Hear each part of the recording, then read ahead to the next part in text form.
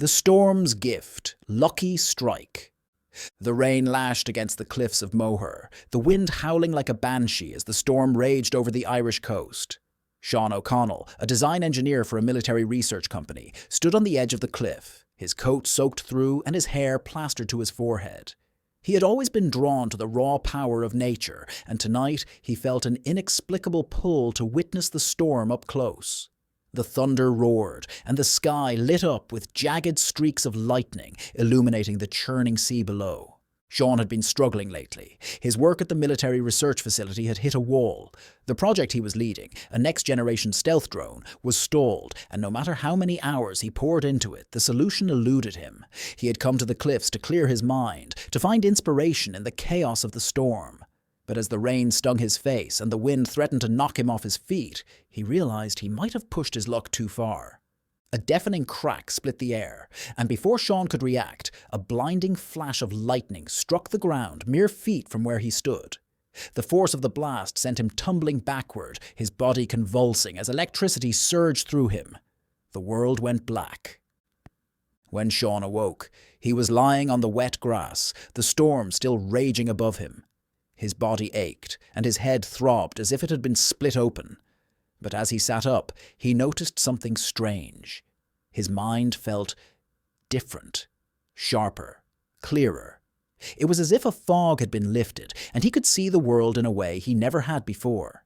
He could hear the faintest rustle of leaves, see the individual droplets of rain suspended in the air, and feel the electric charge in the atmosphere as if it were a living thing.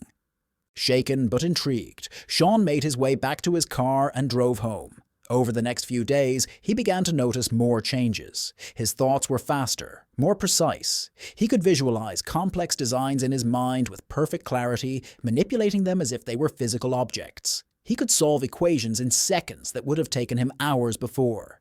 It was as if his brain had been rewired, unlocked, and supercharged. At first, Sean kept his newfound abilities to himself. He didn't understand what had happened to him, and he wasn't sure he wanted to. But as he returned to work, he couldn't ignore the potential of what he could do. The project that had once seemed impossible now felt within reach. He began to experiment, using his enhanced mental powers to design and test new concepts at an unprecedented pace. One evening, as he worked late in the lab, Sean's colleague, Dr. Eileen Murphy, noticed the changes in him. "Sean, you've been different lately," she said, her brow furrowed with concern. "You're working faster than ever, and the designs you're coming up with, they're brilliant, but they're also unconventional. What's going on?" Sean hesitated. He trusted Eileen, but he wasn't sure how to explain what had happened. "I had an accident," he said finally. "During the storm. I think it changed me." Eileen's eyes widened. "Changed you how?" Sean took a deep breath. "I can see things now, understand things. It's like my brain has been upgraded. I can design things I never thought were possible." Eileen studied him for a moment, then nodded slowly. "Whatever's happened to you, Sean, it's incredible. But you need to be careful. If the wrong people find out about this, they'll want to use you, exploit you." Sean knew she was right. But he also knew he couldn't ignore the potential of his abilities. Over the next few weeks, he threw himself into his work, pushing the boundaries of what was possible. He designed a drone that could evade radar by bending light around it, a propulsion system that harnessed electromagnetic fields, and a navigation system that could predict and adapt to changes in the environment in real time. The military brass were ecstatic. Sean's designs were revolutionary, and they quickly greenlit the production of a prototype. But as the project progressed, Sean began to feel uneasy. He had always believed in the importance of his work, but now he couldn't shake the feeling that he was creating something that could be used for more than just defense. The power he had unlocked in himself was a gift, but it was also a responsibility, one he wasn't sure he was ready for. One night, as he stood in the lab staring at the finished prototype, Sean made a decision.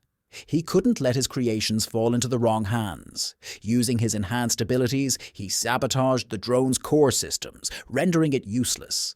Then he walked out of the lab and into the night, disappearing into the shadows.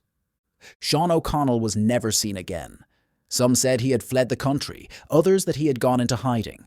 But those who knew him best believed he had simply chosen to walk away, to use his gifts for something greater than war.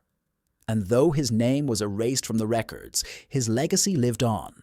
Not in the weapons he had designed, but in the hope that somewhere, out there, he was using his extraordinary mind to make the world a better place.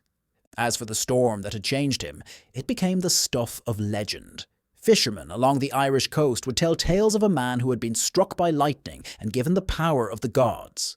And on dark, thundery nights, when the sky lit up with jagged streaks of light, they would say it was Sean O'Connell, still out there, still searching for the answers to the mysteries of the universe.